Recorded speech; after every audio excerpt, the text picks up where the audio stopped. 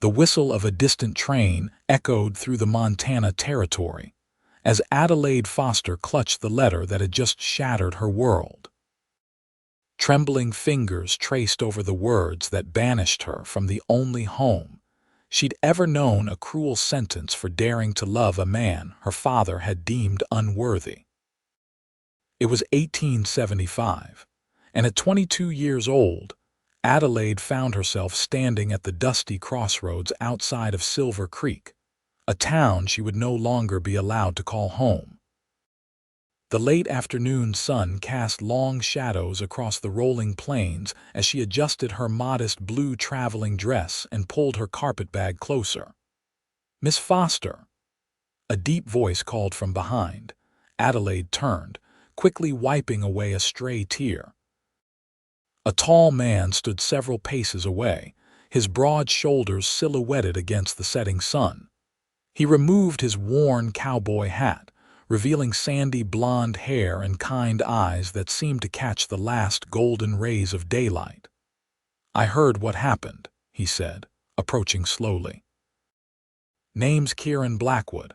I work at the Double J Ranch just north of here." Adelaide lifted her chin, unwilling to show the depth of her pain to a stranger. "News travels fast in Silver Creek, I see." "Small towns rarely keep secrets," Kieran replied, his voice carrying a gentle rasp. "I'm heading up to Helena. Could offer you a ride if you're needing to get away from here." Adelaide studied him carefully. She'd seen him around town occasionally, a quiet ranch hand who kept to himself, but was known for fair dealings and hard work. Nothing like Thomas Garrett, the charming but ultimately dishonorable man whose false promises had led to her current predicament. "Why would you help me?" she asked suspiciously. "Everyone else in town is treating me like I'm wearing a scarlet letter." Kieran shifted his weight from one boot to the other. "Because what happened to you ain't right. Loving someone shouldn't be a crime, even if your father and the rest of this town think otherwise." Adelaide felt the weight of the past few days pressing down on her. Her father, the respected Judge William Foster, had discovered her secret courtship with Thomas, the son of his longtime rival. When Thomas revealed his true character by denying their relationship and announcing his engagement to a wealthy banker's daughter from Helena, Adelaide's shame became complete. Her father's ultimatum had been clear: leave town or face public humiliation, as he pressed false charges against her for theft from his own household. "I have an aunt in Helena," she admitted quietly. "She doesn't know I'm coming, but she's the only family who might take me in." Kieran nodded. "My wagon's just over the hill. It's not the finest transportation, but it'll get you there by tomorrow afternoon." As they walked toward his wagon, Adelaide felt the curious stares of several townspeople who had gathered to witness her departure. Whispers followed them like shadows. "You don't have to do this," Adelaide said as they reached his wagon. "Associating with me won't do your reputation any favors." Kieran helped her onto the wooden seat before climbing up beside her. "Miss Foster, I've never much cared for what people think. And from where I'm standing, you're the only one in this whole situation who's shown any real character." The wagon lurched forward, dust billowing behind them as Silver Creek began to fade into the distance. Adelaide didn't look back. There was nothing there for her anymore. As they traveled through the afternoon and into early evening, the vast Montana landscape stretched before them, rolling hills giving way to rocky outcroppings and stands of ponderosa pine. They made camp as night fell, and Kieran built a small fire while Adelaide sat wrapped in a blanket he had provided. "How long have you worked at the Double J?" she asked, breaking the comfortable silence that had settled between them. "Going on 5 years now," Kieran replied, stirring the beans he was heating over the fire. "Came out west after the war looking for something different." "You fought in the war?" Adelaide asked, suddenly seeing him in a new light. Kieran nodded, his expression momentarily distant. Union cavalry. Joined up when I was 18, right before it ended. Didn't see much fighting, thankfully. After it was over, there wasn't much left for me back in Pennsylvania. I was just a child when it ended, Adelaide said softly. My mother passed during that time. Father was never the same after that. Kieran handed her a tin plate of beans. Loss changes people. Some grow harder, some kinder. Seems your father chose the former. Adelaide accepted the plate, their fingers briefly touching. He wasn't always like this. There was a time when he laughed and showed affection. After Mother died, it was like all the warmth drained from him. They ate in silence for a while, the crackling fire and distant howl of coyotes the only sounds interrupting the still night. "Can I ask what happened?" Kieran finally said. "With the man your father disapproved of?" Adelaide tensed, then sighed. "Thomas Garrett. His father and mine have been rivals since before I was born. Something about land and water rights decades ago. We met at a town gathering last spring and began meeting in secret. I thought." She paused, embarrassed by her naivety. "I thought he loved me." "But he didn't," Kieran stated simply. "No. When Father confronted him, Thomas denied everything, said I had pursued him relentlessly and that he had only been polite in response." Adelaide's voice hardened. The next day, his engagement announcement to Margaret Sullivan appeared in the newspaper. Kieran shook his head. Coward. Father was humiliated. He said I had brought shame to our family name by consorting with a Garrett. When he discovered Thomas's betrayal, rather than offering comfort, he gave me an ultimatum: leave town voluntarily or be publicly accused of stealing family heirlooms. That's why everyone was looking at you like that, Kieran realized. He's already spreading the theft story. Adelaide nodded, her throat tight. He allowed me to take only what I could carry in this bag. Everything else, my mother's jewelry, my books, even my journals, remains locked in his house. Kieran added another log to the fire, sending sparks floating toward the star-filled sky. Your father is wrong, you know. You shouldn't be punished for having an open heart.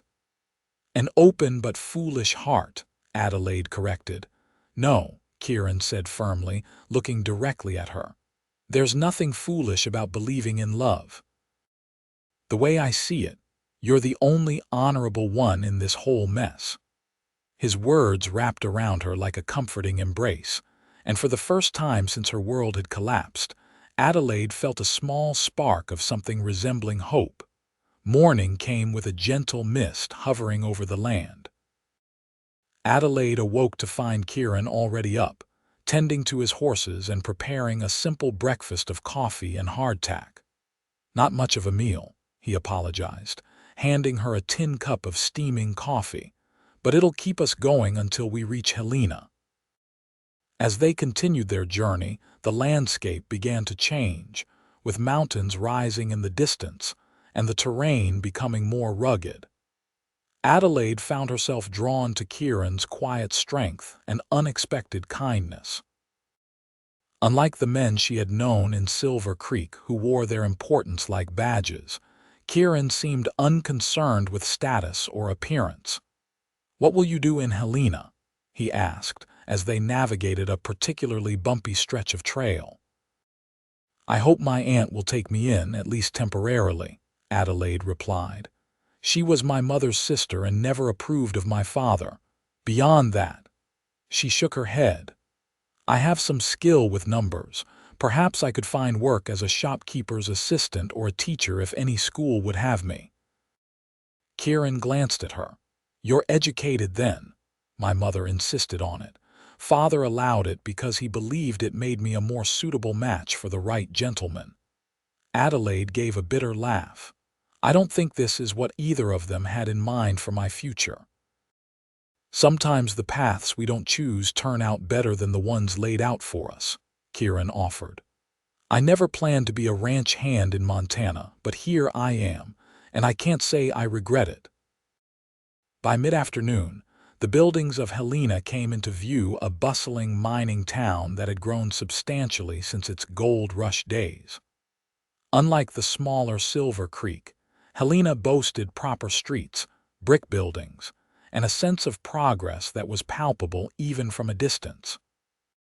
"Where does your aunt live?"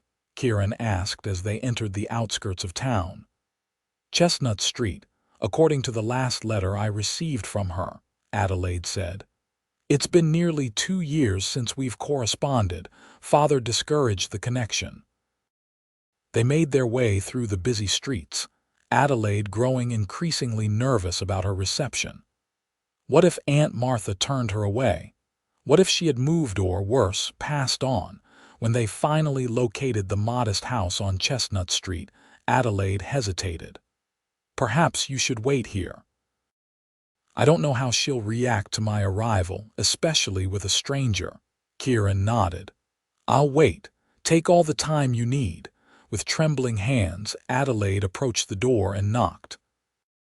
Long moments passed before it opened, revealing a slender woman with graying auburn hair and features that reminded Adelaide painfully of her mother. "Yes?" the woman asked, squinting slightly at her visitor. "Aunt Martha, it's Adelaide, Adelaide Foster." Her voice caught. "Your sister Margaret's daughter." Martha's eyes widened in recognition, then softened with immediate concern. "Adelaide, good heavens, child, what are you doing here?" Before Adelaide could formulate a response that wouldn't immediately dissolve into tears, Martha noticed her luggage and Kieran waiting by the wagon. Understanding dawned in her eyes. "Come inside, dear. Both of you," she added, gesturing to Kieran. "It seems we have much to discuss." Once inside the cozy parlor, Adelaide found herself pouring out the entire story: Thomas's betrayal, her father's ultimatum, and Kieran's unexpected kindness. Martha listened without interruption, her expression alternating between outrage and sympathy. "William always was a prideful man," she finally said when Adelaide finished.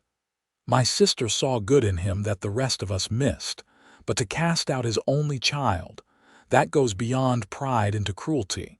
She turned to Kieran. "Thank you for bringing my niece safely to me, Mr. Blackwood." "It seems you're a rare gentleman indeed." Kieran shifted uncomfortably under the praise. "Anyone would have done the same." "We both know that's not true," Martha replied firmly. "Now you must be exhausted from your journey. I insist you stay for dinner at the very least." As Martha bustled about preparing the meal, Adelaide helped set the table, stealing glances at Kieran, who seemed both out of place and perfectly at ease in the small home. When their eyes met across the room, something unspoken passed between them, a recognition of connection that transcended their brief acquaintance. Over a simple but delicious meal of roast chicken and vegetables, Martha revealed that she worked as a seamstress for one of Helena's most prestigious dress shops. "In fact," she said, "Mrs. Holloway just mentioned yesterday that she's looking for another assistant. Someone with a good head for numbers to help with the bookkeeping." Adelaide's heart lifted slightly. "Do you think she would consider me with my recommendation?" "Absolutely," Martha assured her. "And you'll stay here with me, of course." The house may be small, but there's a perfectly good second bedroom that's just gathering dust. As evening settled in, Kieran reluctantly rose to leave. "I should find lodging for the night. I need to be back at the ranch by tomorrow evening." Adelaide walked him to the door, suddenly aware that their paths were about to diverge, perhaps permanently. The thought brought an unexpected pang of sadness. "I don't know how to thank you," she said softly. "No thanks needed," Kieran replied. "But I would like to check on you when I'm next in Helena, if that would be all right." Adelaide felt a warmth bloom in her chest. "I would like that very much." After Kieran left, Martha studied her niece's face thoughtfully. "That young man cares for you." "We barely know each other," Adelaide protested. Sometimes the heart recognizes what the mind hasn't yet realized, Martha said simply. Now, let's get you settled. Tomorrow begins your new life. True to Martha's word, Mrs. Holloway hired Adelaide the very next day, impressed by her education and quick grasp of the shop's accounting system. The work was demanding but satisfying, and for the first time in her life, Adelaide experienced the pride of earning her own living. Weeks passed, turning into months as summer faded into a crisp Montana autumn. Adelaide gradually built a new life in Helena, making cautious friendships and earning respect for her diligence and skill. Yet despite her outward adaptation, the wounds of her banishment remained tender. No letters came from her father, and occasionally the whispers followed her, even hear fragments of rumors that had traveled from Silver Creek. It was on a golden October afternoon when Adelaide looked up from her ledger to find Kieran Blackwood standing in the doorway of Holloway's dress shop, hat in hand and a tentative smile on his face. Her heart performed an unexpected leap. "Mr. Blackwood," she greeted him, aware of Mrs. Holloway's curious glance. "What brings you to Helena?" "Ranch business," he replied. "Delivering some horses to the cavalry post. I was hoping I might call on you if you're free this evening." That evening, Kieran escorted Adelaide to a small restaurant near the town square. As they walked through the streets illuminated by newly installed gas lamps, Adelaide was struck by how comfortable she felt in his presence.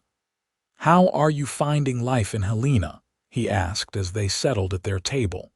"Better than I expected," she admitted. "Aunt Martha has been a blessing, and the work challenges me in ways I never anticipated. And you, how fares life at the Double J?" "Changed," Kieran said, surprising her. "Mr. Jenkins, the owner, is getting on in years. He's talking about selling some of his land." "And what would that mean for you?" Kieran hesitated. "Actually, I've been considering buying a piece of it myself. The north section, about 80 acres with good water access. I've saved nearly enough over the years." Adelaide's eyes widened. "Your own ranch? That's wonderful news, Kieran." "It's just a small homestead, nothing fancy," he clarified. "But it would be mine, a place to build something lasting." Their conversation flowed easily throughout the meal, touching on books they'd both read, experiences from their different upbringings, and dreams that had seemed impossible until recently. As they walked back toward Martha's house under a canopy of stars, Kieran grew quieter. Outside her aunt's front gate, he finally spoke what was clearly on his mind. "I've thought about you often, Adelaide, more than I probably should." Adelaide felt her pulse quicken. "I've thought of you too." "I'll be in Helena for 3 more days," he said. "May I call on you again tomorrow?" "I would be disappointed if you didn't," she replied honestly. The next 3 days passed in a whirlwind of shared moments: an afternoon picnic by the creek outside town, an evening at Helena's small theater watching traveling performers, and walks through the town as Kieran pointed out changes since his last visit, and Adelaide shared discoveries from her new life. On his final evening in Helena, Kieran presented Adelaide with a small package wrapped in brown paper. "Something to remember me by," he said bashfully. Inside, she found a beautifully bound journal with cream-colored pages. "To replace the ones you had to leave behind," he explained. "Every story deserves to be continued." The gesture brought tears to her eyes. "Thank you. I've missed writing more than I realized." "Adelaide," Kieran began hesitantly. "I know we haven't known each other long, but I feel—" He stopped, seeming to struggle with his words. "I'd like to write to you if that would be welcome." "Very welcome," she assured him, her heart full of emotions she wasn't ready to name. When he left the following morning, Adelaide stood at the edge of town watching his figure grow smaller against the horizon, the journal clutched to her chest like a talisman. Winter descended on Helena with a fury that Adelaide had never experienced in Silver Creek. Snow piled high in the streets, and bitter winds howled through the cracks of even the most well-built homes. Yet despite the harsh conditions, Adelaide found herself flourishing.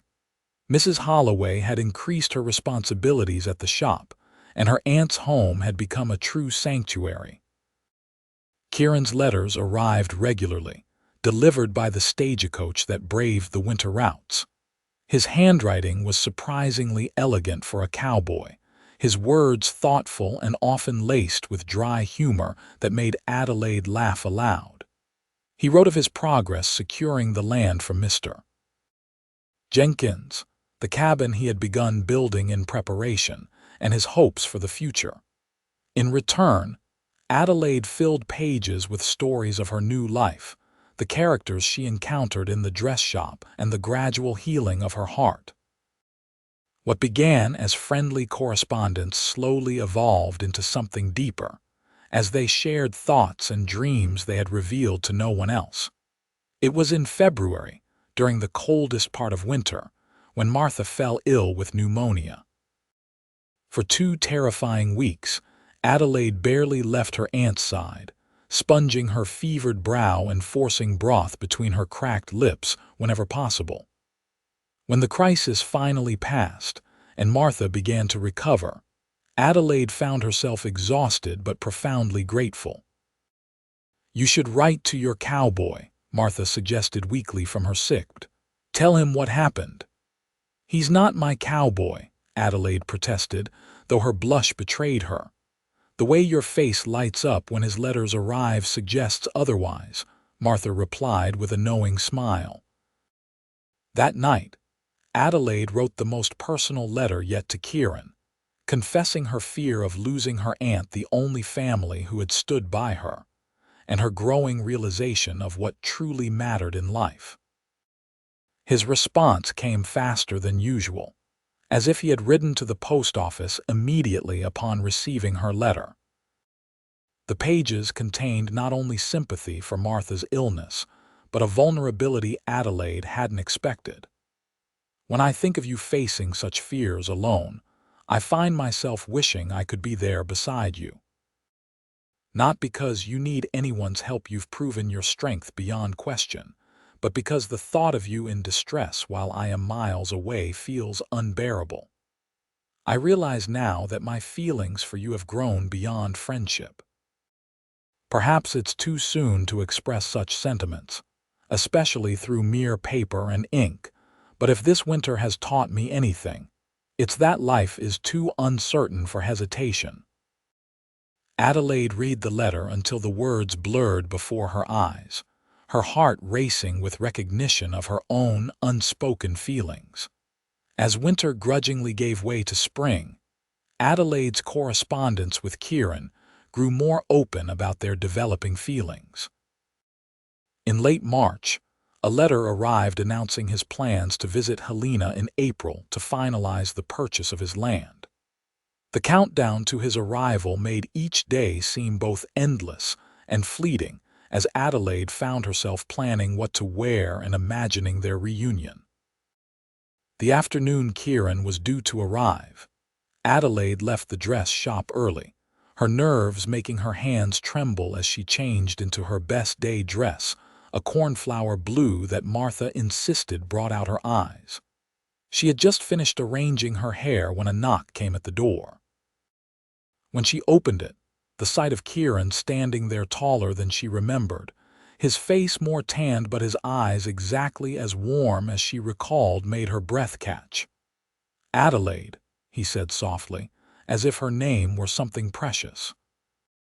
Before propriety could assert itself, Adelaide stepped forward and embraced him, feeling his momentary surprise before his arms encircled her. "I've missed you," she whispered. "And I you," he replied, his voice rough with emotion. "More than I can say." That evening, over dinner at Martha's table, Kieran shared his news. "The land is mine," he announced. "Signed the final papers this morning. 80 acres of good Montana territory." "That calls for celebration," Martha declared, bringing out a bottle of blackberry wine she had been saving for a special occasion. As they raised their glasses, Adelaide found herself studying Kieran's face, noting the new lines around his eyes and the confidence in his posture. This was no longer just the kind stranger who had helped her in a moment of need. This was a man who had become essential to her happiness. Later, while Martha tactfully busied herself in the kitchen, Kieran and Adelaide sat in the small parlor, the space between them on the sofa smaller than propriety might dictate. "The cabin is nearly finished," Kieran said. "Nothing fancy but solid. 2 rooms for now with space to expand." "It sounds wonderful," Adelaide replied sincerely. Kieran took a deep breath. "I didn't come to Helena just for the land papers, Adelaide. I came because I needed to see you to tell you something in person rather than in a letter." Adelaide felt her heart quicken. "What is it?" "These past months of writing to you, of sharing thoughts and dreams, they've been the happiest of my life," he said, his eyes never leaving hers. "I know it may seem fast, but I've come to care for you deeply. More than care. I believe I'm falling in love with you, Adelaide Foster." The words hung in the air between them, weightier than any Adelaide had ever heard. In that moment, memories of Thomas's false declaration seemed to fade like morning mist, insubstantial compared to the honest emotion in Kieran's eyes. "I don't expect an answer now," he continued hurriedly. "I know you've been hurt, and the last thing I want is to rush you or make you uncomfortable." Adelaide placed her hand over his, halting his words. "Kieran," she said softly, "I believe I'm falling in love with you too." The smile that spread across his face was like sunrise breaking over the mountains. With gentle reverence, he raised her hand to his lips, pressing a kiss to her knuckles that sent warmth cascading through her. "May I court you properly, Adelaide Foster?" he asked formally. "With your aunt's blessing and all the respect you deserve," Adelaide nodded, tears of happiness pricking at her eyes. "Yes," she whispered. "I would like that very much." The next week passed in a blur of joy as Kieran extended his stay in Helena. Each day he called at the dress shop to walk Adelaide home, much to Mrs. Holloway's romantic delight. They took walks through the awakening spring landscape, attended church together on Sunday, and spent evenings in Martha's parlor, sometimes talking until the fire burned low. On his final day in Helena, before returning to finish preparations at his new homestead, Kieran took Adelaide to the same restaurant where they had shared their first meal in the city. "I have something to ask you," he said as they finished their dessert. "Something important." Adelaide's pulse fluttered with anticipation. "Yes, the land is ready. The cabin will be finished by the end of May." He reached across the table to take her hand. "I know it's soon, perhaps too soon, but I can't imagine building that life without you. Adelaide Foster, will you marry me?" Though she had begun to hope for this moment, the reality of it still took her breath away. This was nothing like Thomas's vague promises of someday. This was real, solid, and true. "Before you answer," Kieran continued, "you should know what I'm offering. It won't be an easy life, especially at first. The cabin is simple, the work will be hard, and luxuries will be few. But I promise you this, you will never doubt my love or my respect.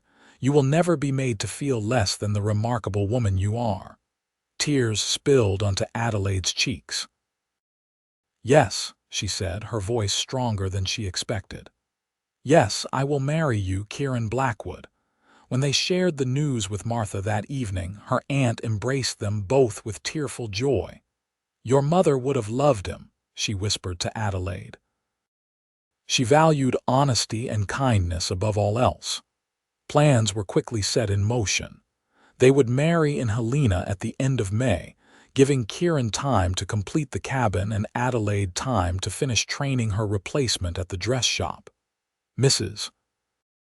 Holloway, upon hearing the news, insisted on gifting Adelaide a wedding dress from the finest materials in her shop. "Every bride should feel beautiful," she declared, waving away Adelaide's protests about the expense.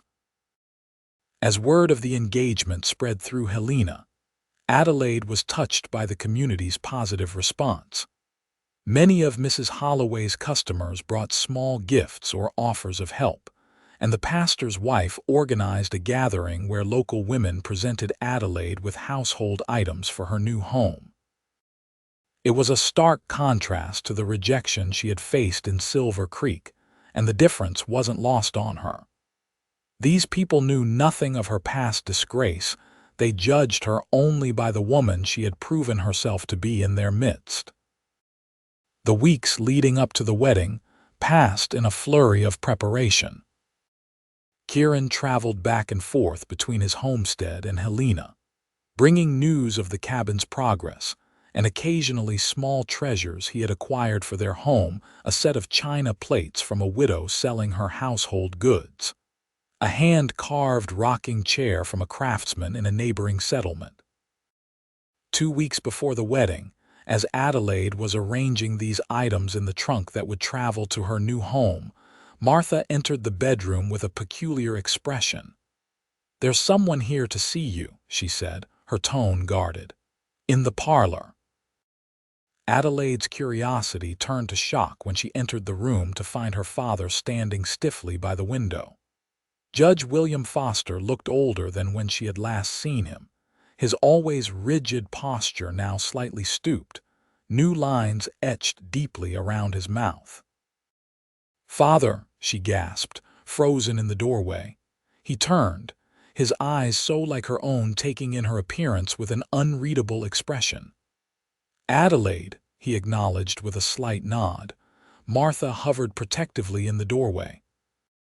"I'll be in the kitchen if you need me," she said pointedly to Adelaide before reluctantly withdrawing. For long moments, father and daughter regarded each other in silence. Adelaide found herself standing taller, lifting her chin in a gesture that once would have earned her a reprimand for pride. "You look well," he finally said.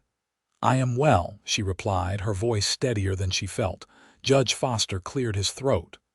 "I received word of your engagement." "News travels fast," Adelaide observed, echoing Kieran's words from their first meeting. "Even between Helena and Silver Creek." "The Garrett boy is married now," her father continued, as if this information should matter to her. "To the Sullivan girl. They've moved to Denver." Adelaide felt a distant twinge of what might once have been pain, now merely a fading bruise.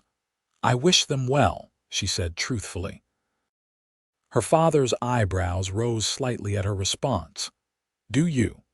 When she merely nodded, he sighed heavily. "I misjudged the situation, it seems." "Which situation would that be, father? My feelings for Thomas, his character, or my worthiness to remain in my childhood home?" The questions emerged without bitterness, simply facts laid bare. Judge Foster flinched visibly. "All of those, perhaps." He moved to the sofa, lowering himself with the careful movements of a man feeling his age. "I've brought something that belongs to you." From inside his coat, he withdrew a small velvet pouch. "Your mother's pearls. She would have wanted you to have them for your wedding day." Adelaide stared at the offered pouch, emotions warring within her. Part of her wanted to refuse to tell him that he had forfeited the right to give her anything when he had cast her out. But another part recognized the gesture for what it was. Perhaps the closest thing to an apology her proud father could manage. She accepted the pouch, feeling the familiar weight of the necklace inside. "Thank you," she said simply. "This man you're marrying," her father said. "What do you know of him?" Adelaide almost laughed at the irony of his concern now after everything.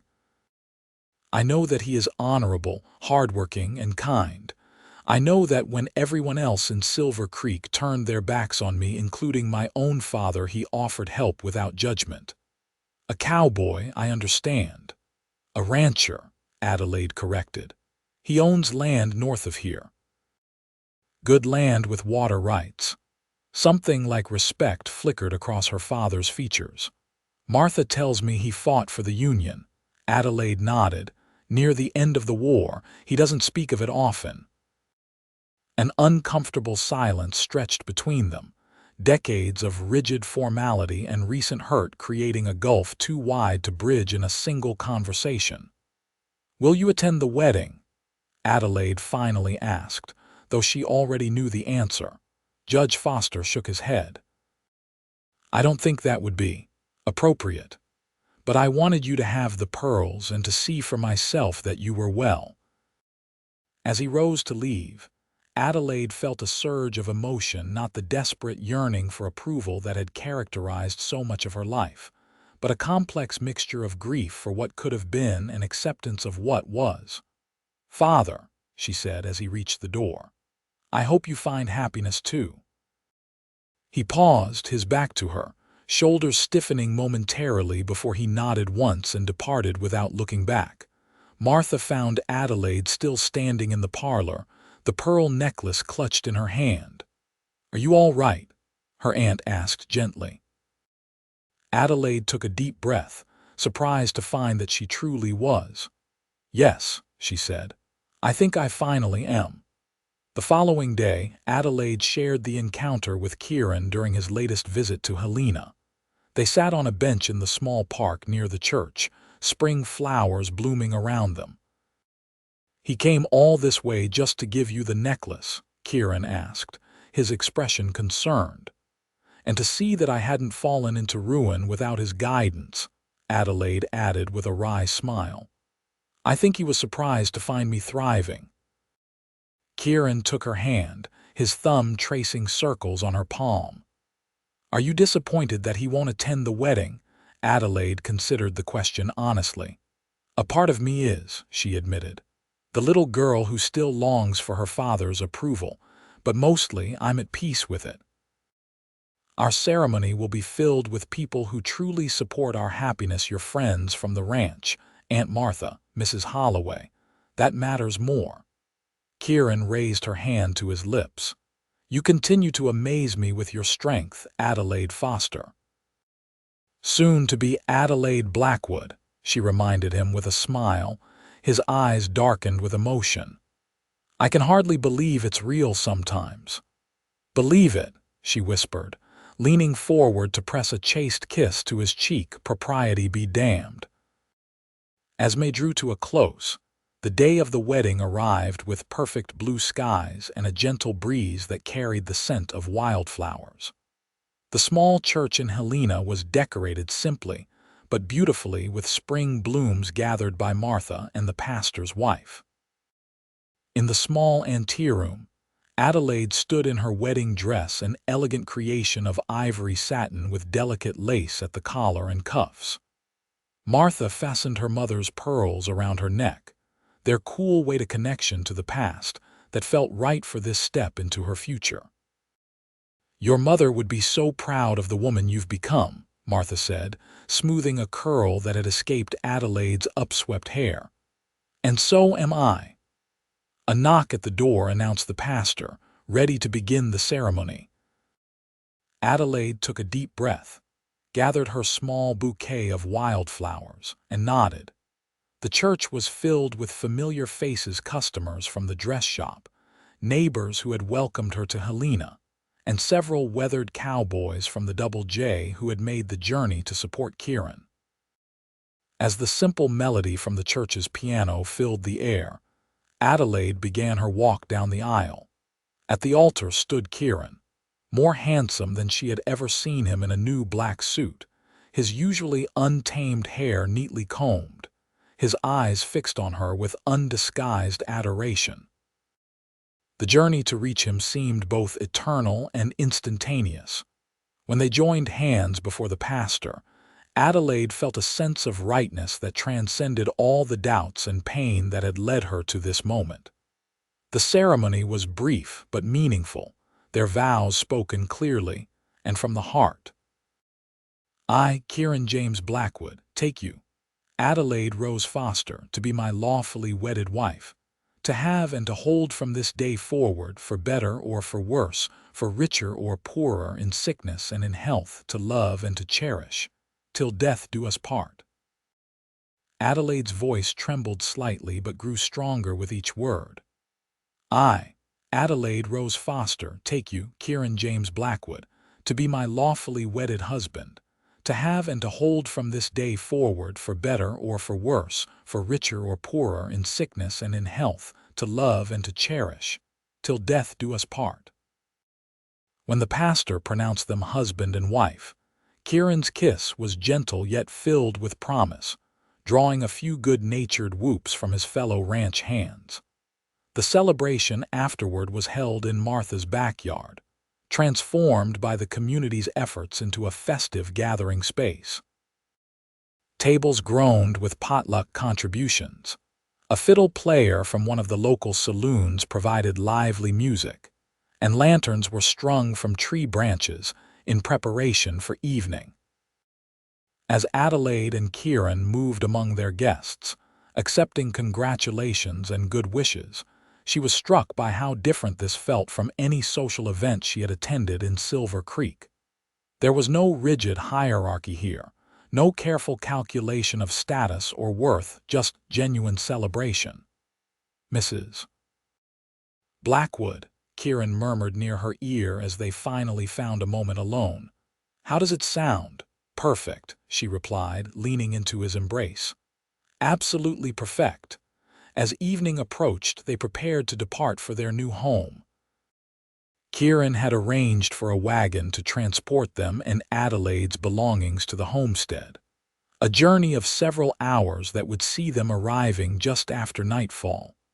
The goodbye to Martha was emotional, with promises of visits in both directions once the couple was settled. As they climbed into the wagon amidst a shower of rice and well wishes, Adelaide felt a curious mixture of endings and beginnings swirling around her. The journey to their new home passed in comfortable conversation and occasional comfortable silences, as the landscape gradually changed from Helena's foothills to rolling prairie interspersed with stands of pine and aspen. When Kieran finally pointed to a distant structure silhouetted against the sunset, Adelaide felt her heart quicken. There it is, he said, pride evident in his voice. Our home. As they drew closer, the cabin took shape larger than Adelaide had imagined, built of solid logs with a stone chimney and a small covered porch across the front. Behind it stood a barn and corral, and beyond that, the land stretched toward distant mountains, the grass golden in the fading light. Kieran helped her down from the wagon, then surprised her by sweeping her into his arms. Tradition says I should carry you across the threshold, he explained with a smile. Inside, Adelaide gasped at the care that had gone into preparing the home for her arrival. The main room was simply but thoughtfully furnished with a sturdy table and chairs, a sofa near the fireplace, and shelves holding the books and small treasures they had each contributed. Curtains hung at the windows, clearly a recent addition, and a colorful rag rug warmed the plank floor. Kieran, it's wonderful, she breathed, turning in a circle to take it all in. The bedroom is through there, he said, gesturing to a door at the back of the main room. And I've started work on what could be another room eventually. For when we might need it. The shy hope in his voice made Adelaide's heart swell as she understood his meaning. A family. Their family. She crossed to him, placing her hands on his chest. Show me, she whispered. Later, as moonlight spilled through the bedroom window, Adelaide lay in her husband's arms, her body still humming from their lovemaking. The intimacy they had shared had been everything she had hoped for, tender, passionate, and imbued with the deep connection they had built over months of heartfelt correspondence and growing love. Are you happy? Kieran asked softly, his fingers tracing patterns on her bare shoulder. Adelaide raised herself on one elbow to look into his eyes. "Happier than I ever thought possible," she answered truthfully. "When I first saw you that day in Silver Creek, standing alone with your bag, looking like the world had ended but refusing to break, I knew then you were someone special," he confessed. "I just never dreamed you could be mine." Adelaide leaned down to kiss him. "I'm exactly where I'm supposed to be." The days and weeks that followed established the rhythm of their new life together. Adelaide quickly adapted to the responsibilities of managing their household, while Kieran worked tirelessly to build their small ranch. They acquired a few cattle and horses to start their herd, planted a vegetable garden that Adelaide tended with growing expertise, and worked side by side to improve their home. By late summer, they had added a proper kitchen to the cabin and expanded the small barn. On Saturday evenings, they often rode to the nearest settlement for supplies and to socialize with neighboring homesteaders, gradually building a community of friends in their new life. Their physical relationship deepened as they learned each other's bodies and desires, their nights filled with a passion that sometimes left them breathless and always left them more deeply connected. During quiet evenings, they continued their habit of sharing thoughts and dreams, reading aloud to each other from treasured books, or simply sitting together on the porch watching the sun set over their land. In early September, as the first hints of autumn touched the aspens with gold, Adelaide confirmed what she had begun to suspect. She was carrying their first child. When she shared the news with Kieran over dinner, his reaction was everything she could have hoped for.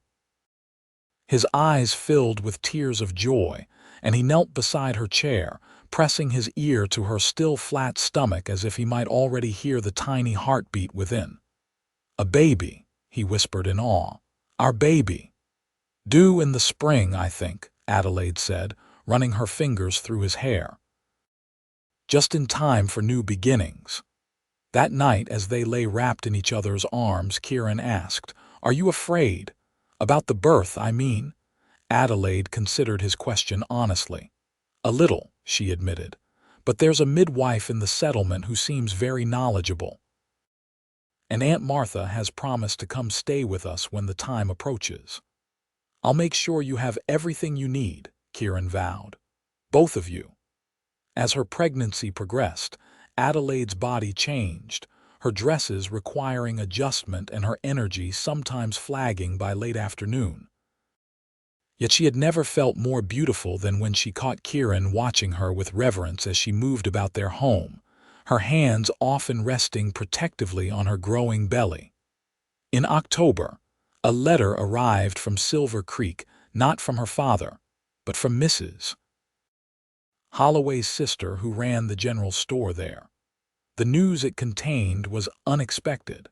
Judge William Foster had suffered a stroke. He was alive but weakened, his fierce independence compromised by partial paralysis on his right side. Adelaide read the letter multiple times, conflicting emotions warring within her. That evening she shared it with Kieran as they sat before the fireplace. "You want to go to him?" he asked after listening thoughtfully. "I don't know," Adelaide confessed. "Part of me says he made his choice when he cast me out, but another part remembers the father he was before grief hardened him." Kieran took her hand. "Whatever you decide, I'll support you. If you want to go to Silver Creek, we'll go together." Adelaide leaned against his solid strength. "Let me think on it a while longer."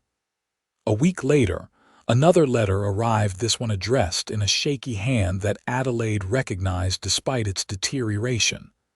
Inside was a brief note from her father. "Adelaide, I understand you are with child. I find myself contemplating legacy in ways I had not before. If you could find it in your heart to visit an old man who has come to recognize his mistakes, I would be grateful. Your father." That night, after much discussion, Adelaide and Kieran made their decision. They would travel to Silver Creek after the first heavy snowfall had passed, when travel would be safer for Adelaide in her condition. December brought deep snow and preparations for both Christmas and their journey. Kieran worked with a neighbor to craft a cradle from pine, while Adelaide sewed tiny garments from soft flannel, her thoughts often drifting between the future growing within her and the past waiting in Silver Creek. By January, the roads were passable again, and they set out in a wagon fitted with runners for the snow, well supplied for the 3-day journey. Adelaide found herself growing increasingly nervous as familiar landmarks appeared, signaling their approach to the town she had fled nearly a year before. "We can turn back," Kieran offered, noting her tension as the outskirts of Silver Creek came into view.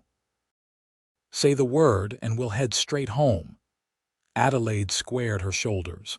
"No, it's time to face this to close this chapter properly." The town appeared both unchanged and somehow smaller than in her memory. As their wagon rolled down the main street, Adelaide was acutely aware of curious glances and whispers. Her pregnancy was obvious now, her condition impossible to hide beneath her heavy winter coat. They stopped first at the town's only hotel to secure rooms for their stay, then made their way to the imposing house at the end of Maple Street, where Adelaide had grown up. The walk to the front door felt eternal, each step weighted with memories both painful and precious. The housekeeper who answered their knock, a new woman Adelaide didn't recognize, led them to the study where Judge Foster now spent most of his days. The once formidable man sat in a wheelchair beside the window, a blanket over his legs despite the roaring fire in the grate. His right hand lay useless in his lap, and his face showed the asymmetry typical of stroke survivors. But his eyes, those were unchanged, sharp and assessing as they took in first Adelaide's pregnant form, then Kieran's protective stance beside her. "Father," Adelaide said softly. "We came as soon as the roads allowed." "Adelaide," he replied, his speech slightly slurred but intelligible. "And Mr. Blackwood, I presume." Kieran stepped forward, offering his hand to the judge's left one. "Sir, thank you for inviting us to your home." The formality of the greeting seemed to please the old man, who gestured for them to sit in the chairs arranged near his wheelchair. An uncomfortable silence fell, broken only by the crackling of the fire. "You look well," Judge Foster finally said, echoing his words from their brief meeting in Helena. "Motherhood agrees with you. We're very happy about the baby," Adelaide replied, resting her hand on her rounded belly. "Due in April." "A spring child," her father nodded. "Like you were." The mention of her birth, something her father rarely referenced, surprised Adelaide. "Yes, I suppose so." Judge Foster turned his attention to Kieran. "I understand you've established a homestead north of Helena." "Yes, sir. 80 acres with water rights. We've made a good start with cattle and horses." "Ambitious," the judge commented, "for a former ranch hand." Adelaide tensed at the apparent criticism, but Kieran merely nodded. "I believe in working for what matters, sir. Your daughter and our child matter more than anything." Something shifted in the old man's expression, a softening around the eyes that Adelaide hadn't seen in years. "She always was stubborn," he said unexpectedly. "Like her mother. Margaret would argue with me until the cows came home if she thought I was being unreasonable." "I remember," Adelaide said quietly. "She taught me to stand my ground." "That she did." For the first time, regret openly crossed her father's face. "I forgot that lesson after she was gone, became the very sort of unyielding man she would have despised." The admission hung in the air between them, more apology than Adelaide had ever expected to hear from her proud father. She reached for Kieran's hand, drawing strength from his steady presence. "Why did you ask us to come, father?" she finally asked directly. Judge Foster's left hand tightened on the arm of his wheelchair. "Because this," he gestured to his weakened body, "has a way of clarifying what matters. and I find that I do not wish to die estranged from my only child and never knowing my grandchild." The blunt honesty of his statement brought tears to Adelaide's eyes. "I don't wish that either," she admitted. "Then perhaps we can begin again," he suggested, his voice gruff with emotion he clearly found difficult to express. "Not as we were that cannot be undone, but perhaps as we might be now." That evening, as Adelaide and Kieran prepared for bed in their hotel room, she found herself processing the unexpected turn the day had taken. "He's changed," she said, brushing out her hair at the small vanity. "Or perhaps his circumstances have forced him to change." Kieran, already in bed, watched her with thoughtful eyes. "Do you think it's genuine?" Adelaide considered the question carefully. "Yes," she finally said. "The stroke has taken many things from him, but it seems to have given him perspective in return. I don't think he has the energy for pretense anymore." "And how do you feel about it?" Kieran asked, the question she had been asking herself since leaving her father's house. "Cautiously hopeful," she decided. "Not ready to forget the past, but perhaps ready to build something new." She joined him in bed, curling against his warmth. "Is that foolish?" "No," Kieran said, his hand coming to rest protectively over their unborn child. "It's grace, something the world could use more of." They stayed in Silver Creek for a week, visiting the judge daily. Each conversation became a little easier than the last, as they carefully navigated the new boundaries of their relationship. Adelaide shared stories of her life in Helena, and then on the homestead, while her father occasionally offered glimpses into his own adjustment to dependency after a lifetime of self-sufficiency. On their final day in town, as they prepared to return home, Judge Foster presented them with a legal document. "I've had my affairs in order for some time," he explained, "but recent events have prompted some revisions.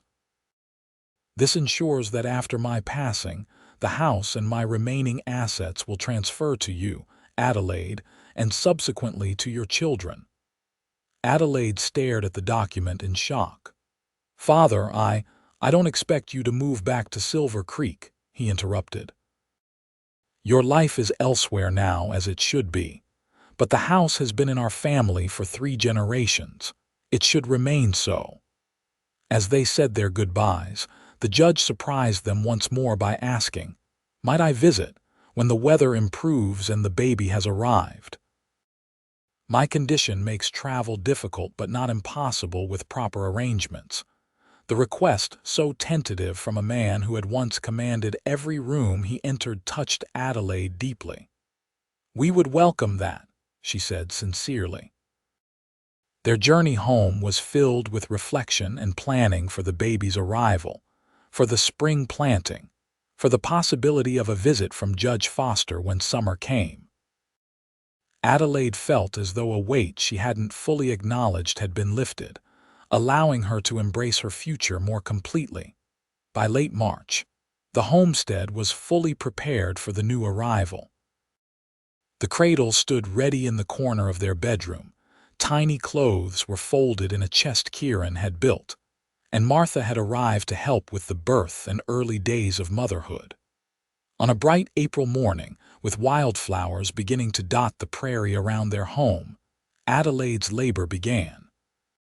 For 16 hours, she worked to bring their child into the world, Kieran never leaving her side despite Martha's initial protests that men had no place in the birthing room. "He stays," Adelaide had insisted through gritted teeth during a particularly difficult contraction. "He's part of this too." As dawn broke on the second day, their daughter entered the world with a powerful cry that immediately brought tears to Kieran's eyes. The midwife cleaned and swaddled the infant before placing her in Adelaide's exhausted arms. "She's perfect," Adelaide whispered, counting tiny fingers and toes. "Absolutely perfect." Kieran sat beside them on the bed, one arm around his wife, the other gently touching their daughter's downy head. "What shall we call her?" Adelaide looked into the newborn's face, already showing hints of both her parents in the shape of her eyes and the curve of her lips. "Margaret," she said, "after my mother, Margaret Martha Blackwood." "It's beautiful," Kieran agreed, his voice thick with emotion. "Welcome to the world, little Margaret." The weeks that followed were a blur of adjustment as they learned to navigate life with a newborn. Nights were often broken by hungry cries, and days revolved around the rhythms of feeding and changing. Yet despite the exhaustion, Adelaide had never felt more fulfilled. Kieran proved to be a devoted father, as comfortable cradling Margaret against his chest, while working through ranch accounts as he was changing her or singing softly to lull her to sleep. The sight of her strong husband gentled by their tiny daughter never failed to fill Adelaide's heart with overwhelming love. By June, they had settled into a functioning routine, and Martha had returned to Helena with promises to visit often. The homestead was flourishing, the cattle herd growing, the garden producing abundantly, and plans underway for an addition to the cabin. When a letter arrived announcing Judge Foster's intention to visit in July, accompanied by a hired nurse, Adelaide felt prepared to welcome this final piece of their expanding family circle. The judge's visit proved less awkward than anticipated. Though physically diminished, his mind remained sharp, and he showed genuine interest in the homestead's operations and development. Most surprising was his interaction with Margaret, who seemed fascinated by her grandfather's watch chain and would sit contentedly on his good knee while he told her stories in a gentle voice Adelaide barely recognized. On the final evening of his visit, as they sat on the porch watching the sunset paint the prairie in gold and crimson, Judge Foster unexpectedly addressed Kieran directly. "You've built something significant here," he observed, gesturing to the thriving homestead before them. "I was wrong about you, about both of you." Kieran nodded his acknowledgement of the admission. "Thank you, sir. That means a great deal." "She was right to choose you," the judge continued, watching Adelaide as she rocked Margaret to sleep nearby. "I see that now." As summer faded into autumn and then winter, life on the homestead continued to evolve. Adelaide began keeping a journal again, not just for herself this time, but as a record for Margaret of their family story. In it, she wrote of daily joys and challenges, of the growing community of neighboring homesteaders who gathered for barn raisings and harvest celebrations, and of the healing that had begun with her father's visit. Judge William Foster returned the following summer. His health further declined, but his spirit notably lightened. He spent hours with his granddaughter, now toddling and babbling, clearly determined to forge a relationship that transcended the mistakes of the past. By Margaret's second birthday, the homestead had expanded to include a proper kitchen garden, additional grazing land purchased from a neighbor, and the foundation for a schoolhouse that would serve the growing number of families in the area. Adelaide found herself increasingly involved in community matters, her natural intelligence and education valued by her neighbors in a way that would have been impossible in the rigid society of Silver Creek. When news came of Judge Foster's passing in the winter of 1880, the grief Adelaide felt was clean and uncomplicated sorrow for the father she had reconciled with, rather than the one who had rejected her. Kieran accompanied her to Silver Creek for the funeral, Margaret staying behind with Martha. The town that had once banished her now received her with respect as Judge Foster's daughter and heir. Many who had turned their backs before now offered condolences, some with genuine remorse for their past behavior. Adelaide accepted their words graciously, finding that old hurts had lost their power to wound her. Thomas Garrett attended the funeral with his wife and young son.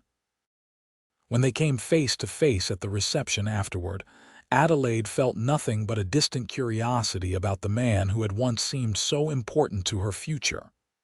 "Adelaide," he greeted her awkwardly. "I was sorry to hear about your father." "Thank you, Thomas," she replied calmly. "I heard you've done well for yourself," he continued, glancing toward Kieran, who stood nearby. "A ranch and a family." Adelaide smiled, genuinely amused by his evident surprise. "Yes, I have. Everything I truly wanted, as it turns out." When they left Silver Creek 3 days later, the Foster house locked behind them, and its contents carefully inventoried for eventual decisions. Adelaide felt no regret. She had made her peace with the town and its memories. Her life, her real life, awaited her elsewhere. Spring 1881 brought another addition to their family, a son they named William Kieran, whose arrival coincided with the completion of the schoolhouse, where Adelaide had agreed to teach reading and arithmetic 3 days a week. The community around them continued to grow, with the nearest settlement now boasting a proper general store, a church, and even a small newspaper. As they celebrated their 5th wedding anniversary that May, Kieran surprised Adelaide with a new addition to the cabin, a proper study with built-in bookshelves, and a desk beneath a window overlooking the mountains. "For your writing," he explained as she explored the space in delighted surprise. "And for teaching the children." "It's perfect," she said, embracing him tightly. "Absolutely perfect." That evening, after the children were asleep, they sat together on the porch swing Kieran had built the previous summer. The homestead spread before them, no longer just a dream but a thriving reality, the product of their shared vision and hard work. "Did you ever imagine this?" Adelaide asked, her head resting on his shoulder as they swayed gently. "When you stopped to help a disgraced woman with a carpetbag, did you imagine we would build all this together?" Kieran's arm tightened around her. "I knew you were special from that first moment," he said. "But this," he gestured to the life they had created, "this exceeds anything I could have dreamed."